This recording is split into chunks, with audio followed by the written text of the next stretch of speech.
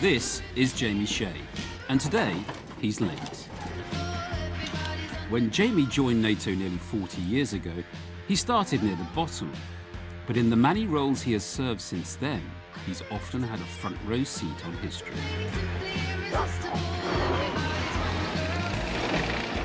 Since he joined NATO in 1980, Jamie has lent a lot of colour to this unbeautiful but functional building. He's one of NATO's real characters. Hi there, Paul. Sorry to keep you waiting. When I inherited it, it was down there, and the only thing, Paul, that I've done in the last 7+ years in this office is pour black coffee dregs into it. This plant has never had any pure drinking water, purely NATO standard black coffee. And look how it's done. But as well as charisma, Jamie has also brought many talents to NATO. He has a doctorate, is a lecturing professor and prolific writer, speaks several languages, Je voudrais vous informer que le président Rokova va venir ici tout à l'heure, 6 heures. can talk as easily about obscure NATO facts as the fortunes of his favourite football team, Tottenham Hotspur, and has become part of the very fabric of NATO. Jamie is packing up and leaving NATO's old HQ, like everyone else, as the organisation moves to the new building over the road. But for Jamie, it is different. He's leaving NATO for good as he retires this year. Jamie's late today, and he admits that punctuality has been a challenge over the years. I apologise for being a few moments late. His timekeeping became even worse than it used to be. As he packs, Jamie is doing what he does best, telling stories. If colleagues were late for a staff meeting, or it was happy hour on a Friday afternoon, you could either shout along the corridor or you could...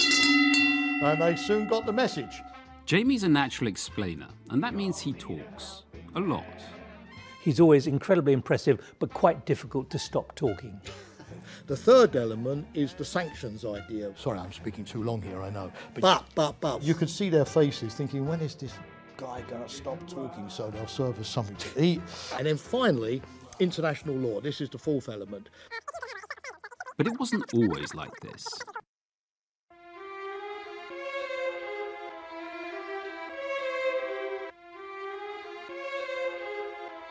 Jamie arrived at NATO in 1980 as a minute writer.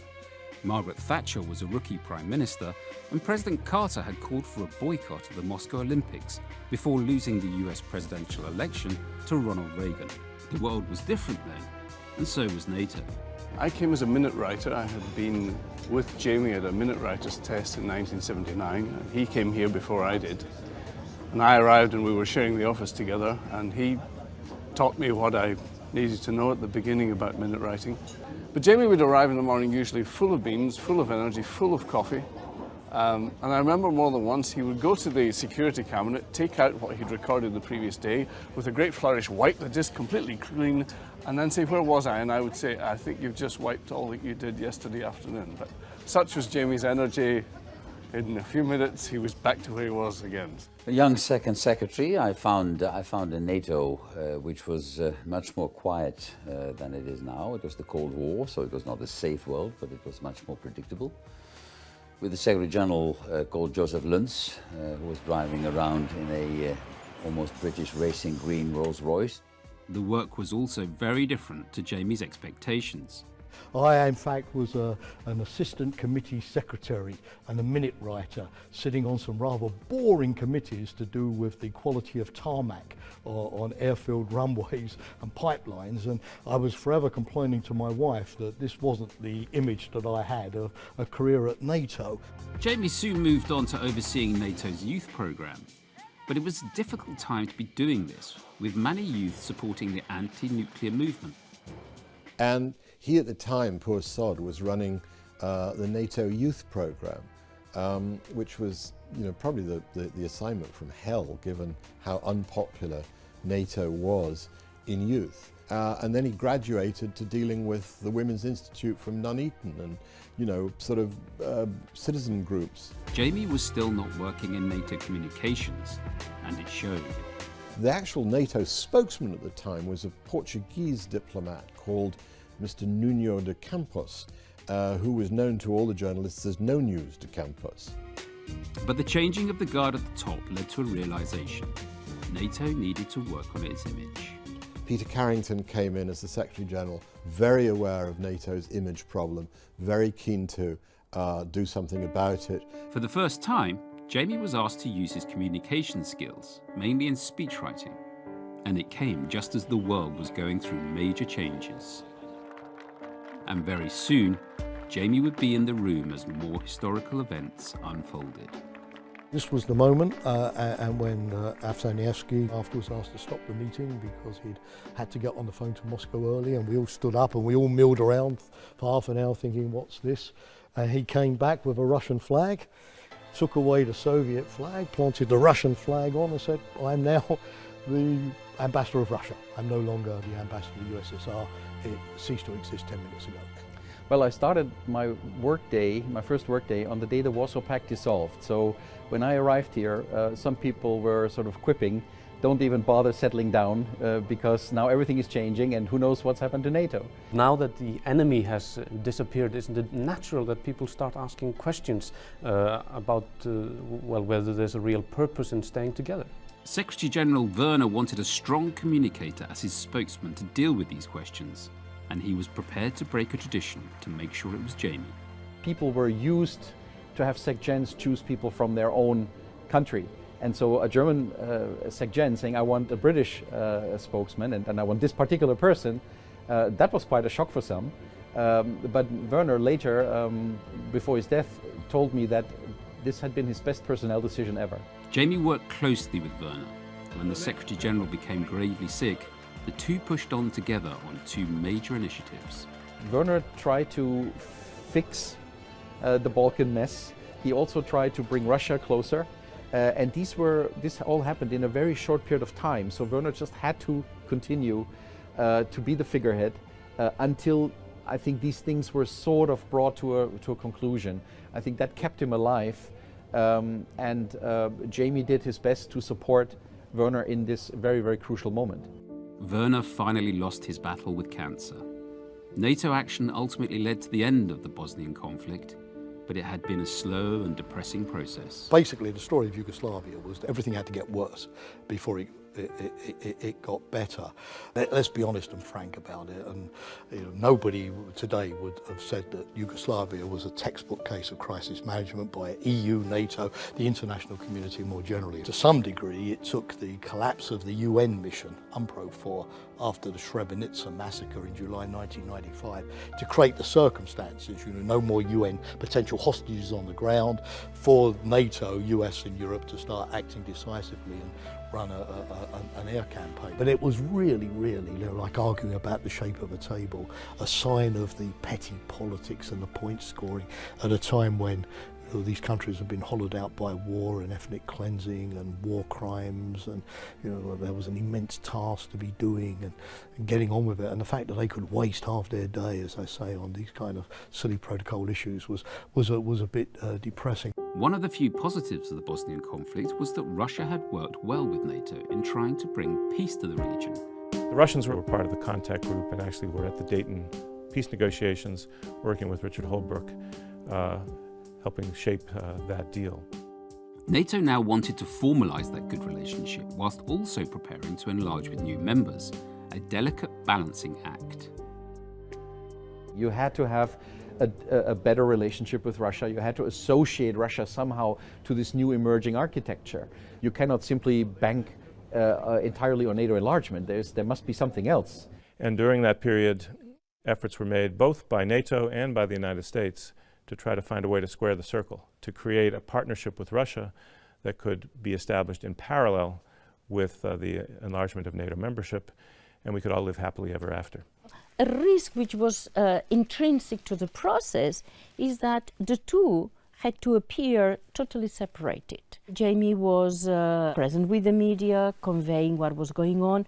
Jamie would contribute especially to the communication. He was always thinking of how that could be translated outside. When NATO and Russia signed the Founding Act in 1997, it was time to celebrate a new understanding.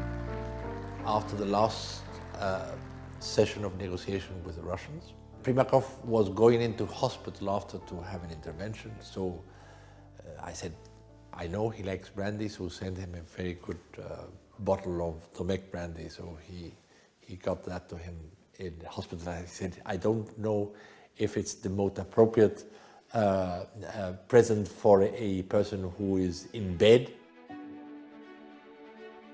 But it was not long before a return to violence in the Western Balkans would change many lives, including Jamie's.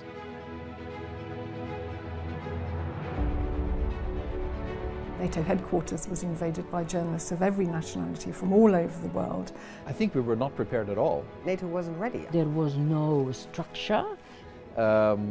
Which is not meant as a criticism, because we never thought we would ever end up in a situation like that. We just had to improvise. I learned a lot from that period, a lot. We had journalists staying for 24 hours in the corridors. But one of the problems was that a lot of them weren't military experts. They knew nothing about NATO. This is an evolving situation, and as soon as we have something, we'll share it with you on that. Jamie was walking a fine line between what the journalists wanted and what NATO and specifically the military were willing to talk about. And there was always that sense that he might be slightly interpreting what he knew. But he was fantastic at what I call filling the space with credible and verifiable information. You know, you need that depth of trust when the mad hits the ventilateur. What I remember and realise now is that much of it was quite a lonely, risky job. Everyone had hoped the campaign would be a short one. People were very tired. I remember doing 2 72-hour shifts and then going on camera live afterwards to report. It was horrendous. We were all exhausted. It took a toll on all the team that was working.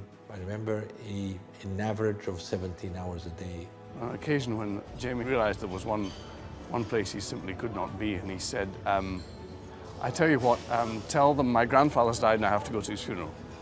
And so that was that for a few moments, and then Jamie rushed back in and said, no, don't do that, that's what I told them the last time, we'll have to think of something else. Jamie Shea played a key role as the face of NATO in explaining NATO's purposes, laying out the rationale for action, and steadying the nerves of many of the Allied capitals. I think that was definitely NATO's coming-of-age moment. I've never seen a more clear case of one individual, in a way, pulling the organization along than Jamie during the Kosovo crisis. Finally, after 78 days, NATO's conditions were met and the campaign ended. As the peacekeepers went in, it still wasn't an easy situation to communicate. On the ground, when the NATO troops were coming in and also the Russian troops were landing, there were difficult days, and for Jamie, they were also difficult because media were asking many questions. But then came the visit to Kosovo. Probably the best that Jamie, the Secretary General, and those that led that extraordinary operation could get was to see the welcoming hands of the Kosovars. When he visited Kosovo and walked down the street in Pristina like a hero, because people thought he was NATO. Solana and Jamie were up on the shoulders of people in the streets. It was like receiving heroes. Jamie was suddenly a global face. That's when he basically became the poster boy for NATO. He got tons of emails, tons of letters. Not all of them positive. Oh, yours contemptuously. Yeah, sorry, there is one there, yeah. But I'd say the majority of them extremely complimentary.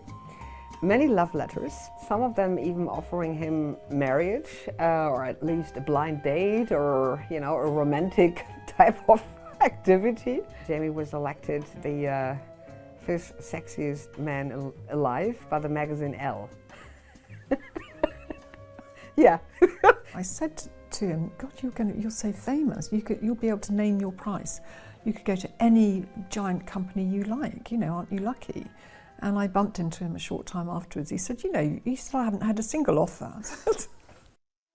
The year after the Kosovo campaign saw events in the former Yugoslav Republic of Macedonia cause concern that conflict in the region was starting again. A lot of people believed, with some justification, that it could easily degenerate in the way that Bosnia and Kosovo had done. Deep ethnic tensions, lots of guns flying around, hotheads on all sides who were only too willing to have a go.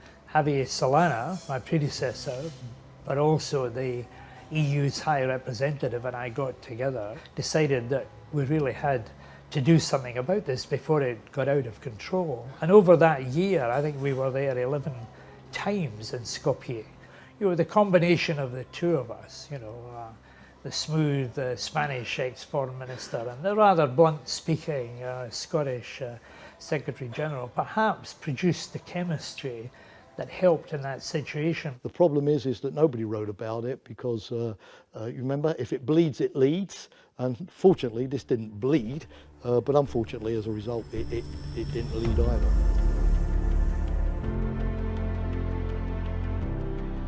Miles and miles of sunshine. Miles Davis. We're going to put Miles out there today. Nice as it could be across the Northeast. Rough seas still from the chop from that hurricane, but other than that, it's kind of quiet around the country.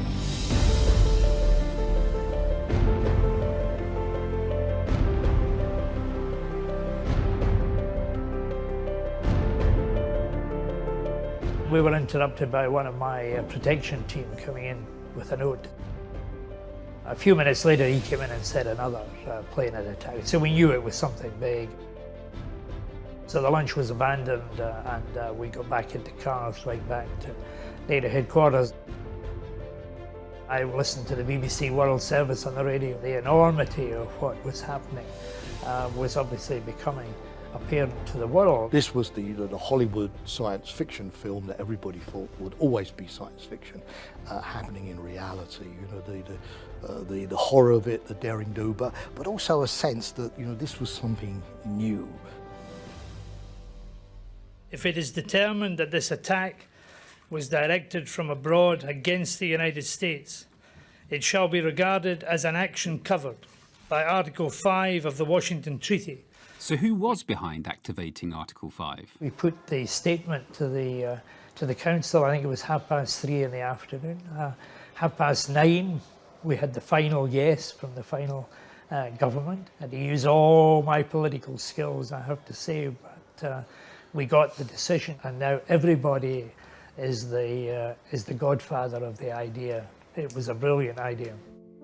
A new Secretary General arrived and immediately had to oversee an operation designed to fight those behind 9/11, and it was to become NATO's biggest ever, ISAF in Afghanistan. There was a lot of learning by doing, of course, because such a major operation NATO had never done before. One of the problems NATO was facing, understandably, was that every nation was looking to Afghanistan through a straw.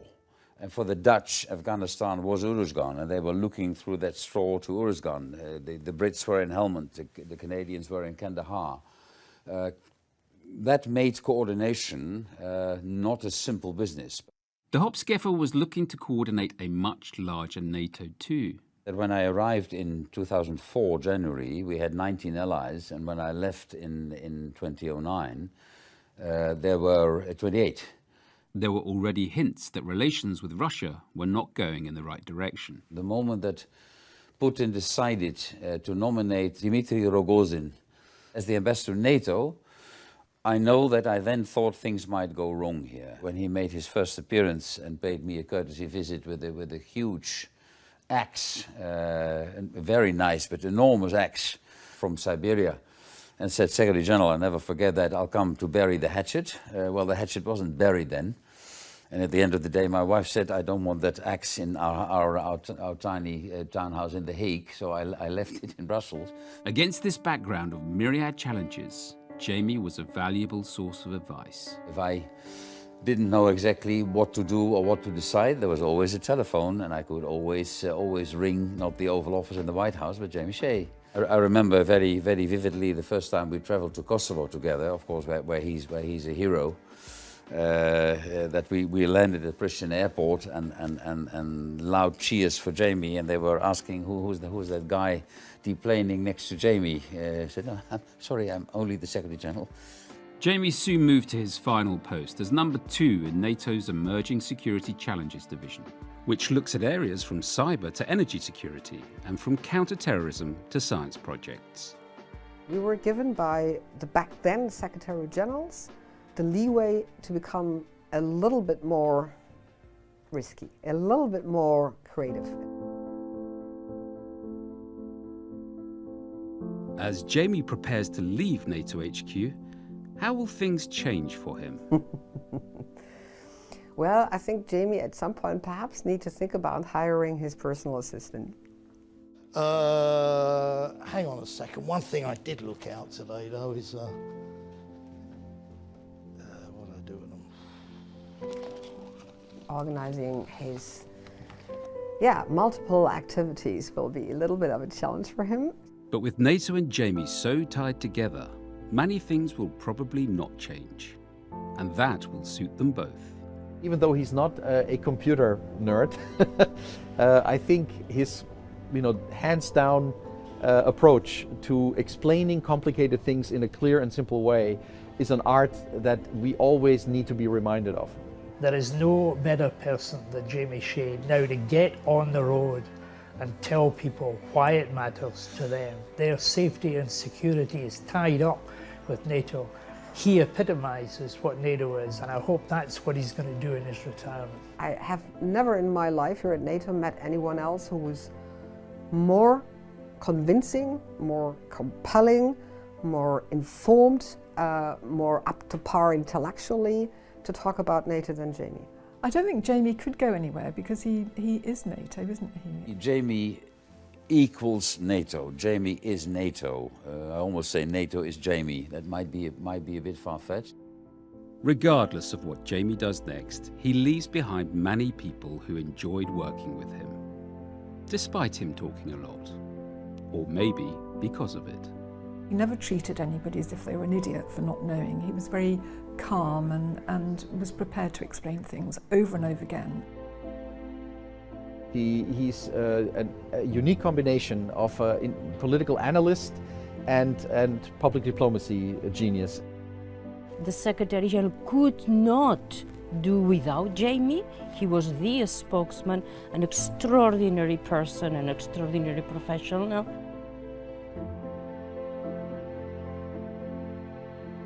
By dint of being so much more than a spokesman, he's done NATO an extraordinary service.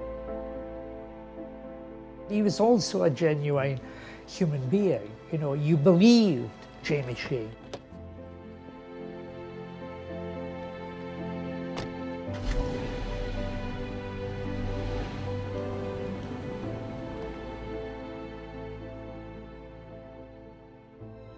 I think of all of the weapons that NATO's deployed since 1949, Jamie has probably been among the most effective.